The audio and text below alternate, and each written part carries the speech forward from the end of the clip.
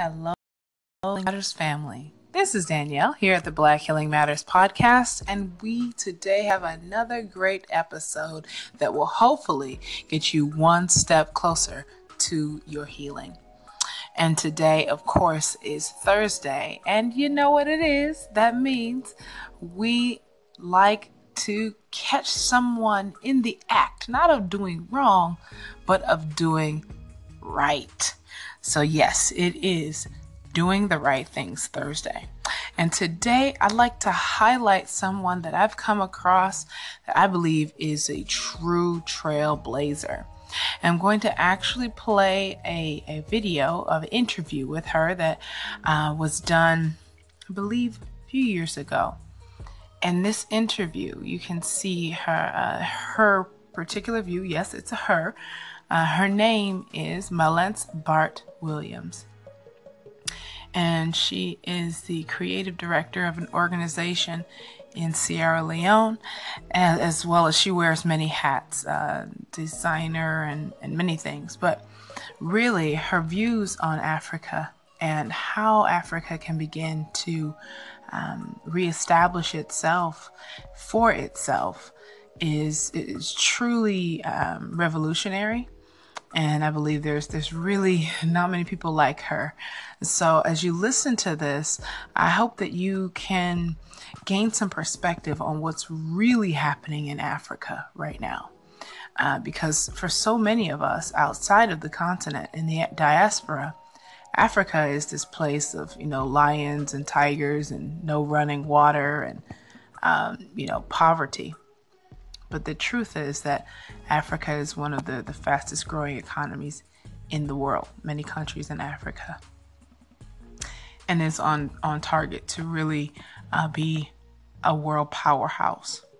And now is the time really for Black Americans, especially Black folks in the diaspora all over the world, to really get our hands into Africa, because the gold rush has begun. And I guess I mean that in every way possible. So, having said that, please take the next 30 minutes, listen to this interview with Miss Mallence Bart-Williams as she talks about Africa and really some of the challenges and responsibilities that Africa will take, and the kind of paradigm shift is how you can see maybe even yourself in the future of Africa. All right. On that note, Black Healing Matters family, please don't forget to like, comment, subscribe. Of course, favorite this station, or get at us on the YouTube channel, Facebook group, or of course SoundCloud. Love you much. As always, stay blessed. Black Healing Matters.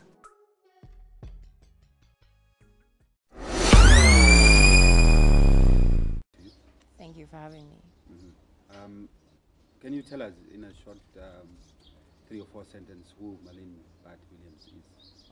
Mallences is Mallence.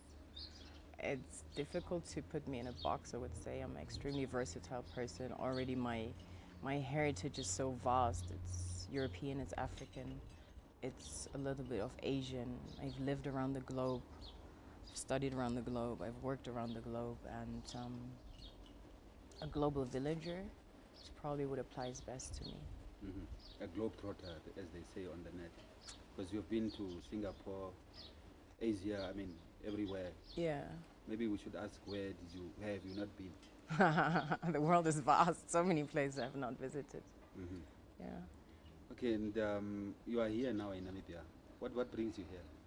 It's a conference that the University of Namibia is hosting, and we are intending to create a dialogue about a lot of issues that concern Namibia in this day and age. And what are those issues in your view? They might differ on the perspective of the individual people that partake at the university. Their take is from poverty to prosperity. However, my individual perspective is poverty is not is not present. Namibia is not a poor country. So I would say, how do we redefine prosperity? Me personally, I ignore the poverty aspect. Why? Why? Because it's not true. Namibia is not poor. Namibia has been looted. Namibia has been robbed. Namibia has been colonized. Namibia has lived under apartheid. But we have extreme levels of poverty. Yes, as a result of this. You know, if I come to your house and I rob you, it will be empty. Does that make you a poor person? No. You mentioned colonialism, apartheid. You are from, as you said earlier, German origin. Yes. You come directly from that descent, and we have a situation where we talk about reparations. Yes. Between Namibia and Germany. There's an apology forthcoming from the German government now, 26 years after independence. Is it coming? Yeah, well, that is what we learn from what we read. Exactly so. Coming from Germany yourself, what are your views on this? My views are I'm utterly ashamed that my ancestors committed such atrocities, unthinkable atrocities, crimes against humanity, to wipe out an entire people, the Herero, almost completely. I feel even more ashamed that with a great chancellor like Mrs. Merkel, we as Germans are not in the position to take a stand as we've done with dealing with the Holocaust, the Jewish Holocaust. And that is what puzzles me more, you know, because what happened is one thing, but what we make of our history, that is what really defines us, you know. And presently, the ignorance and the passiveness of Germany, it's not a good look. It's not a good look. But Namibia and Germany enjoys a special relationship from independence. I mean, immediately after independence, or even before independence, the Bundestag adopted a resolution saying that Namibia is a special place in German relations because of the history. What do you make of that? I would like to ask you, what do you make of that? If your special friend, because you like to perceive the Germans as friendly and we have this special relationship, we're friends, your special friend is not in the position to apologize, recognize, take responsibility for their mistakes. Do you really consider that a friendship? Well, is that rooted in respect and honor? Well, respect and friendship are not only based on based on respect, and that is utterly disrespectful. It's fundamental according to you. Yes. But we also are the biggest development cooperation recipient from Germany in Africa. Isn't that the least somebody that can do that looted you and murdered you? Isn't that the very least? Is that something to clap and applaud for? Well, it's just a reality. If I come and loot and kill your family, and then afterwards I bring you a few shirts, are you going to clap for me, really? That's what's happening. Yeah, but then you also need to ask yourself, where did you define your value? Can you really repay murder? Can you really repay genocide with a few little cheap donations? How do you define your value as a people? You know?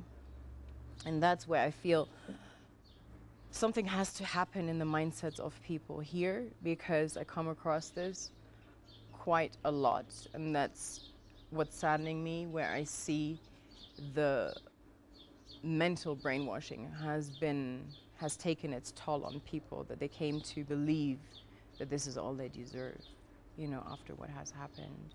You have to understand that so-called developed countries would not be where they were if it wasn't for free labor, free resources, and so on, so on, so on, that they took from countries like Namibia, you know, and many others across the world.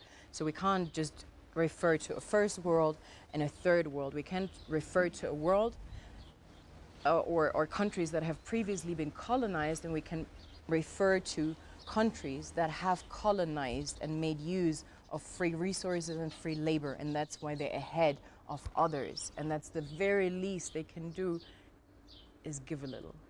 But I feel that's not enough. What do you say should be done? What should be done? How should Germany make up for this? Germany should deal according to their own laws. And according to their own laws, they define people that commit such atrocities as terrorists. In Germany, we prosecute them. If you come to Germany and you come by means of force and violence and murder you're immediately prosecuted. If you come to Germany as a refugee, as an immigrant, without a visa, you're illegal. Your status is illegal. You cannot just run into the government, kill our president, take over, impose your laws, and issue yourself own passports and become a citizen. That just doesn't work anywhere in the world. And what I find puzzling is that the West takes a moral high ground. They impose laws that everybody has to abide by. However, they fail to abide by their own laws when it comes to territories outside of their own borders, you know, and this is actually not very logical. But the developed world has always made the rules. That's fine. Let them make the rules, but then let's all abide by these rules. A terrorist is a terrorist by definition. An illegal immigrant is an illegal immigrant by definition, not by color or religion. You know, not because you come from Syria makes you an illegal immigrant. Then if we just can come to places and assume citizenship, then fine, you know. If I can go to China at gunpoint, get my passport, if it works like that, then let's establish those laws and live by them. You know, but if that is considered illegal by the laws that we all came to live by, because these laws were created in Europe, America based their jurisdictory system on European law. You know, part of the laws that you have here are based on these laws, but the people that have formed these laws, they should also live by these laws, you know, otherwise it's not the rest of the world that looks stupid, it's them that look stupid. Just coming back to Namibia, you have been here for, I think, 1 and a half days. What is your impression of the country? I cannot speak about the country. I've only been to the capital, and looks like a German suburb, like a town, small town like Dortmund or wherever, you know. But like, what about the infrastructure? What about the buildings? I mean, Germans, let's say Bauhaus is one of our great exports when it comes to architecture, and then of course many centuries ago there was beautiful architecture, but everything that, let's say, since the early,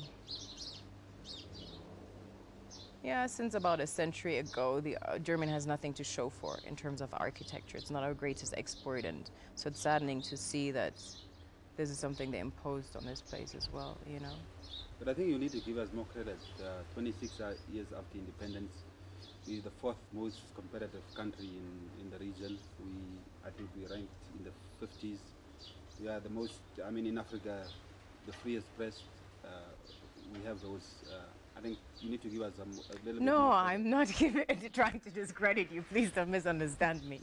But this is something that Namibians developed. It's not what was put here by the colonializer, you know? So that is what you should take credit for, and I'm happy to discover that. But you asked me what my first impression was, and my first impression in terms of infrastructure, landing here, it looks like I landed in Dortmund.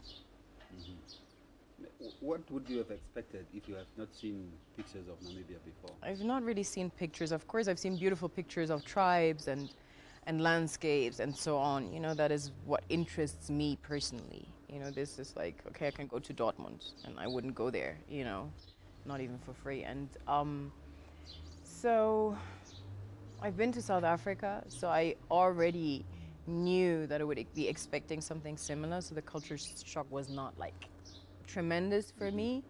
But of course, if I have more time, I'd love to discover the real Namibia, the African Namibia, the authentic Namibia.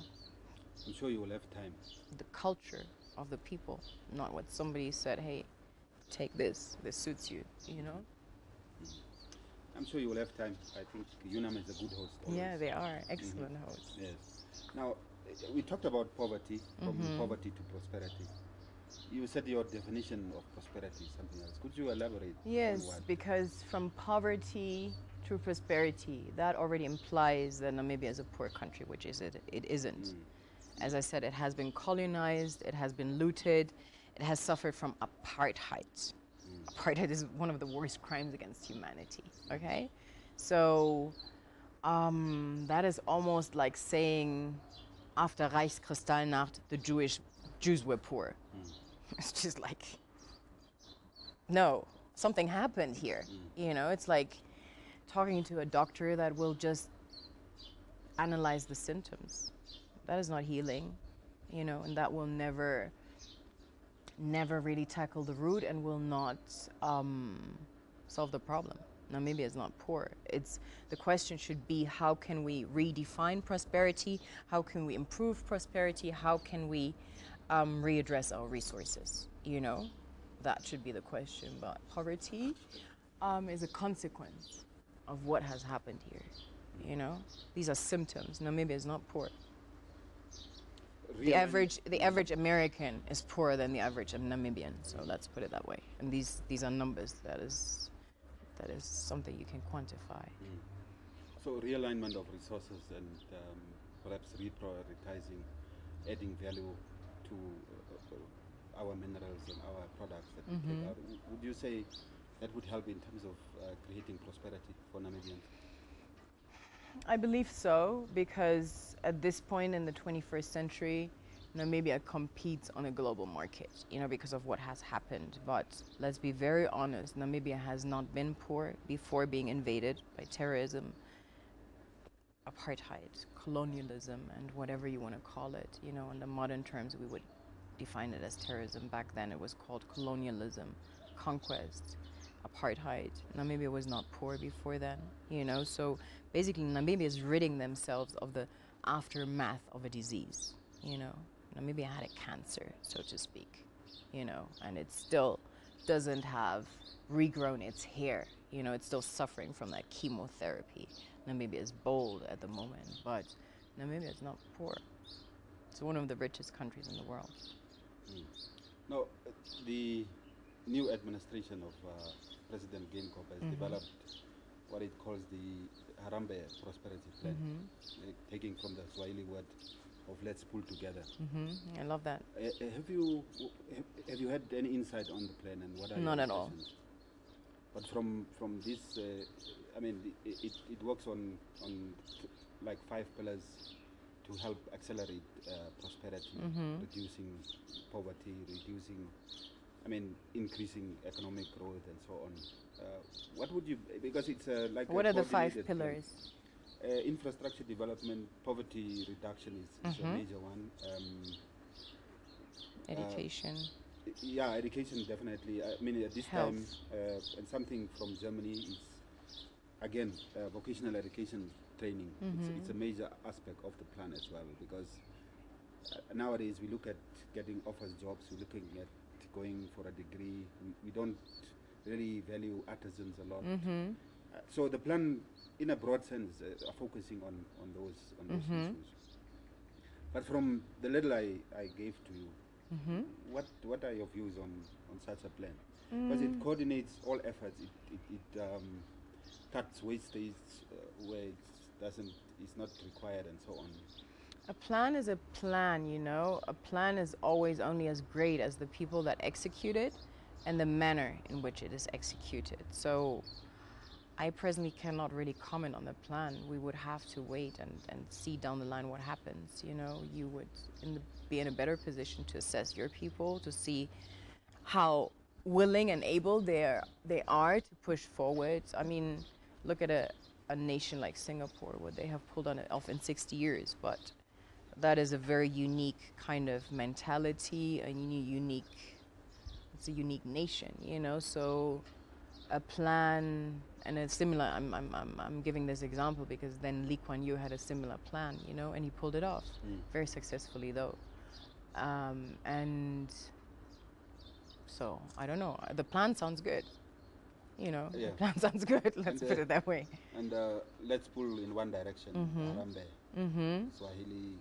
I like that. Pulling together everybody. Yes. I like that.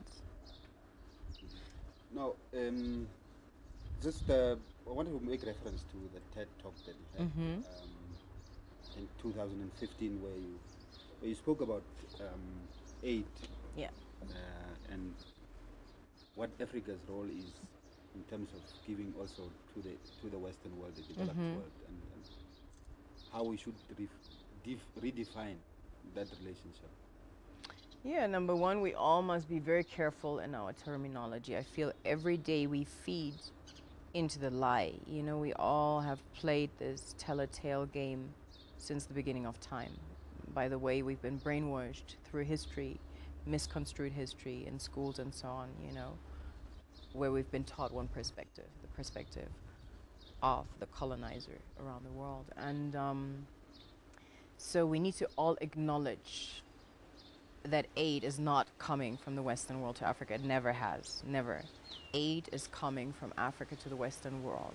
The Western world would not be able to survive, not even a year, without Africa, you know. And so, me, Mallences, I think what is a characteristic that defines me, I'm very particular and try to be immaculate with my word and with my language and define my own truth that I consider an absolute truth, not because the media has instilled it in me or books have instilled it in me.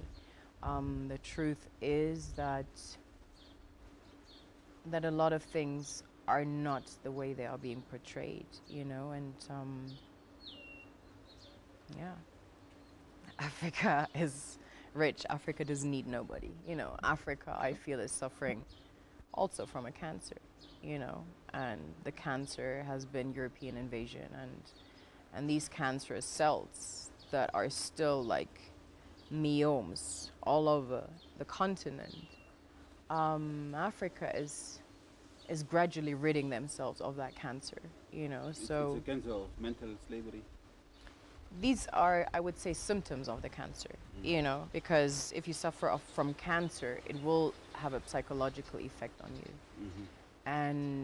But Africa is not poor, never has been, you know, it's been portrayed, it has been looted, and it's being looted as we speak. So it's a constant battle.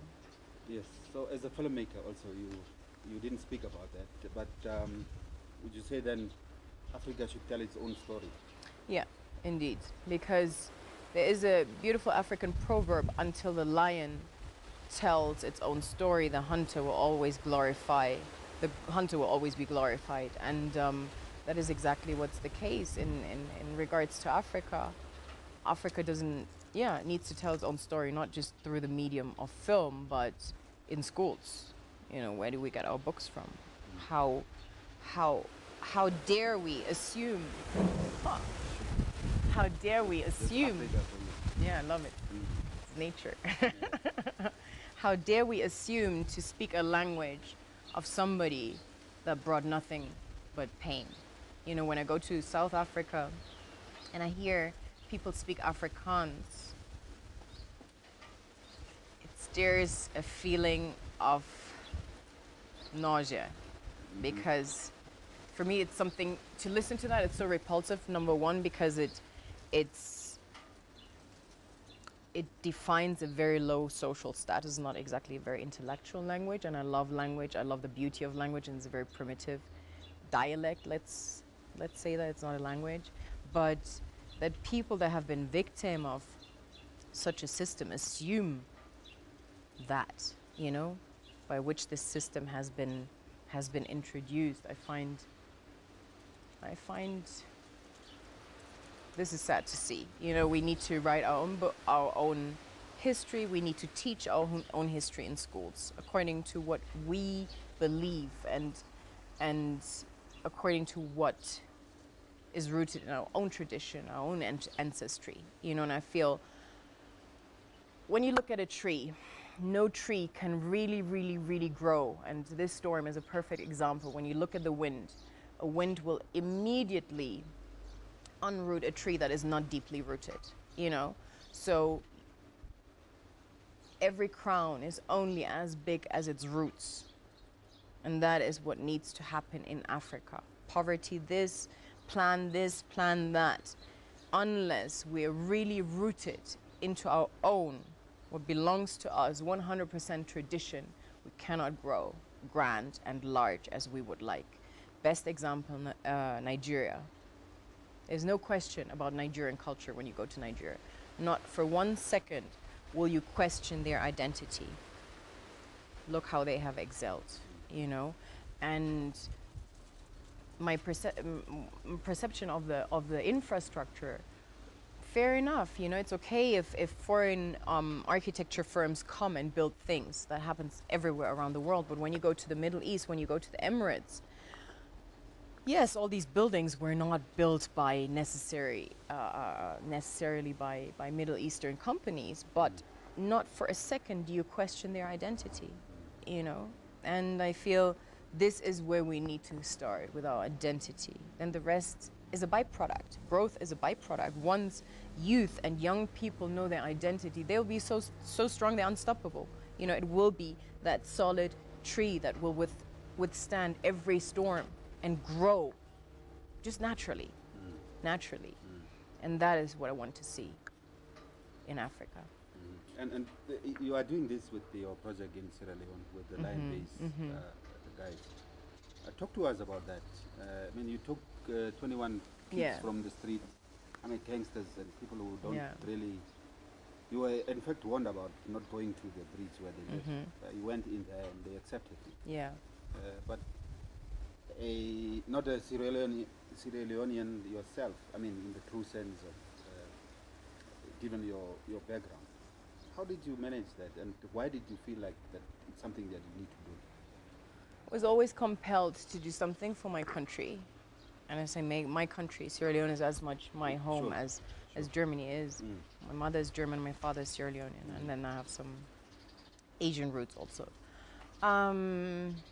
Since the war had ended, and initially I was thinking along the conventional lines of raising funds or probably even associating with an organization and so on, and then I realized, okay, these are all no options, and I was confronted with harsh realities when coming to that area. You know, I was coming to that area because I also worked as a stylist and creative director for music videos and so on in Germany. I was making an outfit for my brother who's a musician, and I saw them from a bird's eye perspective under this bridge, and I always wondered what must have happened for you to have ended up here. And that was a question nobody could answer.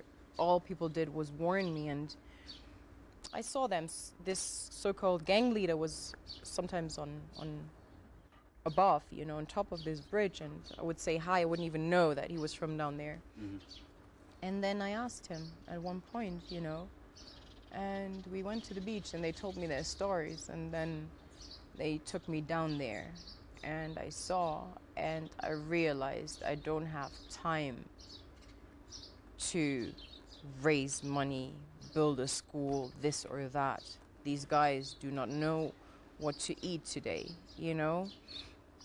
And then it gradually evolved and I realized, okay, what can I do? Or I thought, what can I do with what I have? Let's not focus on what I don't have. I don't have these millions or whatever that I thought I needed to realize what I was envisioning. And then because of the initiatives I took, I also caused problems for them.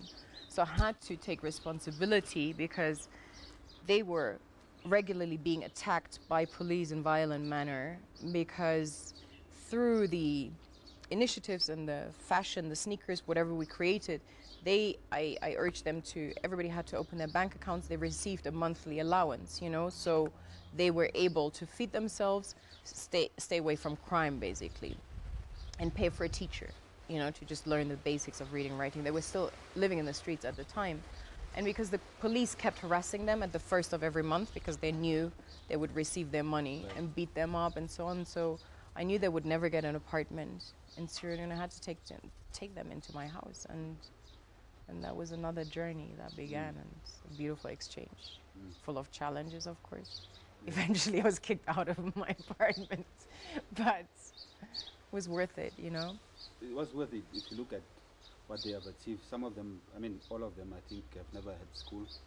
No, before, yeah. Yeah, and they are now, some of them have graduated. Yes.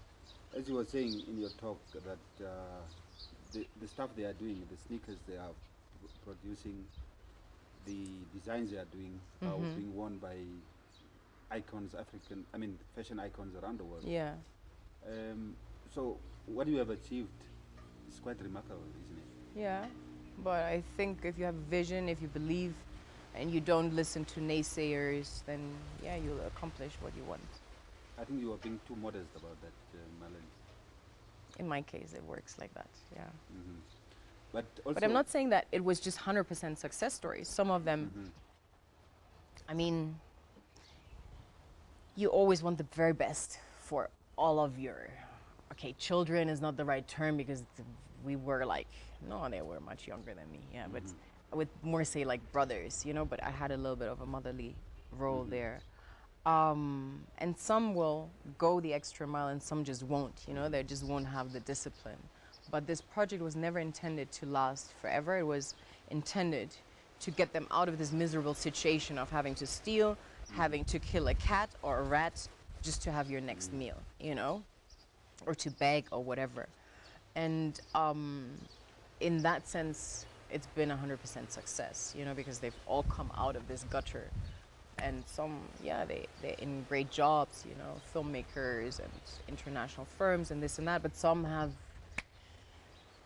not accomplished as much as they could have, you know, and but they're all on their own now, and so my focus is now on very young children. Yeah. And that is where the issue of not charity but SHARITY comes from. Could you explain that? Yeah, SHARITY for me, I feel charity, CH, in the classical sense is very condescending, you know, and considering that I'm coming to Africa, how dare I? It's almost going to, I don't know, Queen Victoria and saying, hey, here's a loaf of bread. Have you eaten today? You know, I feel it's very insulting to come and bring charity here. And generally, which benefit does it have? I'm not the kind of, I don't believe in parenthood that just gives and gives and gives and gives to their children. I feel everything needs to be accomplished. That is what you truly own, you know? So I always believe in an exchange. I believe in these guys, they own this experience that we had together for this 4 years. Nobody will ever be able to take that from them. What they make out of that, that's up to each individual, you know? But if I now would have given them this, given them that, given them this, given them that, as it comes, this is the way things go away again, you know? So I wasn't raised like that, you know? I had to work for everything, kind of, you know? I mean, my parents, they gave me everything I needed, but I started to earn money from a very early age. 8 or 9 years, as a matter of fact. And my father always promoted I had to excel in school, be the best of my class or whatever, in order to be awarded with whatever I wanted, you know? And I believe in that. It has worked for me. It has helped me to excel in life. And I would like to pass that on. And the concept of SHARITY, in terms of sharing, is based on the proposition that we meet on eye level with mutual respect, and I receive from you whilst I give to you, and you receive from me whilst you give to me. And they have like given me also so much, like living together, the experiences, also having a glimpse into another person's life, you know. I feel only when you give, you understand how rich you are, and the wealth that gives to you is immeasurable. So what this has given to me is immeasurable. No, it's really fascinating, and I mean, we could talk about this for a long time. But I see you also went for a hairstylist. Are you assimilating? Yeah. Is that to be a bit more comfortable with blending in? No, you didn't see my hairstyle before I had braids. Growing up in Germany, these things like relaxers and all that was never available. And it wasn't something that was promoted. Maybe it was, but my father, my mom, they never promoted that. So I've had a weave twice in my life. Once it lasted for maybe an hour till my mom saw me, took a big pair of scissors and cut it off. And the other day I had one for like 2 weeks. When I visited my mom, she did the same thing. And usually I always, then because I fell very sick and what happened to my hair, I had to shave part off and cut it short. But since then I have been regrowing it, and I always do braids or leave it natural. I mean, I have had like a lot of Afro hair for most of my life, so this is very practical, I get up in the morning, it's like that. And they didn't have time to do the long braids now because I had to meet you. Well, thank you. It's been really a real pleasure to be in your company. Likewise. Yes. But to wrap it all up, any last words from your side? Last words is be proud of yourself. Truly proud of your heritage. Be proud of who you are. Like the blood that runs in your veins, it came from very, very far. Be proud of that, and don't belittle yourself, because what you mentioned before, it's time to move away from a cultural village. Something intrigued me about the way you said it, I don't know if it's just my perception or how you meant it, but I feel it's very important for us to be proud of ourselves. Very much. Thank you so much. Thank you. It's been a real pleasure. It's been a pleasure. Yes, thanks. Yeah. Excellent. I think we need to still continue with the interaction. I wanted to know if we want to use some footage of the project. Would we be allowed to? Yes, maybe go you're on allowed YouTube to. Yes, certainly. You have to understand, people are always under the assumption they go to Sierra Leone and there's workshops and this and that. These 21 boys, they have all branched out now, doing their own thing. And now I've started to work with, but it's just in its baby steps, with 248 orphans. They were all orphaned in a village that was worst affected by Ebola. So that is my present project. And but you're welcome to use any of the footage, that you find. And even the ones that you are currently busy with now. Yeah, I also have some footage about that. We have just started.